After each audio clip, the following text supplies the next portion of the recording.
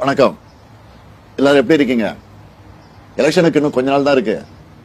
நான் தமிழ்நாடு முழுக்க பிரச்சாரம் பண்ணிட்டு இருந்தாலும் இந்த வீடியோ மூலமா சில விஷயங்களை உங்க எல்லார்கிட்டையும் பேசணும்னு தோணுச்சு. என் மனசுல படுறத ஓப்பனா நான் இப்ப பேச போறேன். இந்த எலெக்ஷன் திமுகவுக்கும் ஆளுங்கட்சிக்கும் இடையில நடக்கிற போட்டி இல்லைங்க. இது தமிழ் மக்களுக்கும் பாசிச சக்திகளுக்கும் இடையில நடக்கிற யுத்தம். தமிழ்நாட்டுல நோட்டாவை விட கம்மியான ஓட்டு வாங்குற ஒரு கட்சி இன்னைக்கு ஆளுங்கட்சியை மிரட்டி மிரட்டியே தமிழ்நாட்டோட உரிமைகளை மொத்தமா பறிச்சுக்கிட்டு இருக்கு. நம்ம இளைஞர்களுக்கு கிடைக்க வேண்டிய அரசாங்க வேலையை வட மாநிலத்திலிருந்து வர்றவங்களுக்கு தூக்கி கொடுக்கறாங்க. நீட் மாதிரி எக்ஸாம் கொண்டு வந்து நம்ம பிள்ளைகளை படிக்க விடாம பண்றாங்க. நம்ம விவசாயிகளுடைய நிலத்தை புடுங்கி அவங்க வாழ்வாதாரத்தை கெடுக்கிறாங்க. எதிர்த்து போராடுற மக்களை அடிச்சு விரட்டுறாங்க. நாம என்ன சாப்பிடணும், நாம என்ன மொழி பேசணும், நம்ம யாரை கல்யாணம் பண்ணணும், நம்ம குழந்தை என்ன படிக்கணுங்கிற வரைக்கும் அவங்க முடிவு பண்ணணும்னு நினைக்கிறாங்க. இதையெல்லாம் தட்டி கேட்க வேண்டியவங்க அவங்க காலில் விழுந்து கிடக்குறாங்க. இதை இப்படியே விட்டா இன்னும் கொஞ்ச நாள்ல நம்ம வளங்கள், நம்ம மொழி, நம்ம சுயமரியாதை, நம்ம சமூக நீதி, நம்ம அடையாளங்கள் எல்லாம் செதஞ்சு போயிடும். இதை தடுக்கணும்னா நாம அவங்களை எதிர்த்து நிக்கணும். அவங்க கொட்டத்தை அடக்கணும்.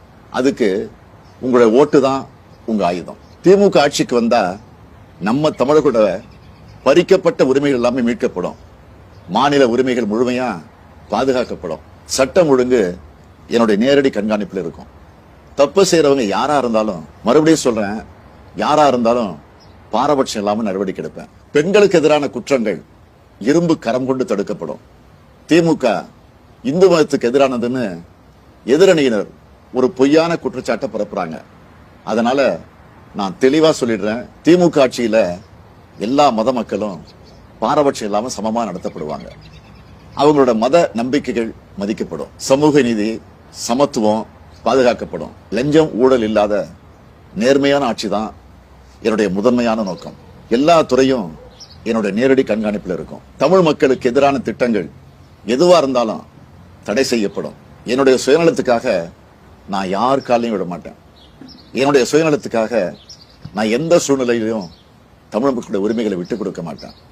உங்களுக்கு ஒரு பிரச்சனைன்னா உங்கள ஒருத்தனை எப்பவும் களத்துல வந்து நிற்பேன். இதெல்லாம் என்னுடைய மனப்பூர்வமான உறுதிமொழிகள். இந்த உறுதிமொழியை நான் என்னோட உசுரா நினைச்சு கடைபிடிப்பேன். இதை நான் மீறினா நீங்க என்னை நேரடியா கேள்வி கேட்கலாம். தமிழ்நாட்டோட விடியலுக்கு என்னோடு துணை நில்லுங்க. நன்றி. வாக்களிப்பேர் உதயசூரியன்.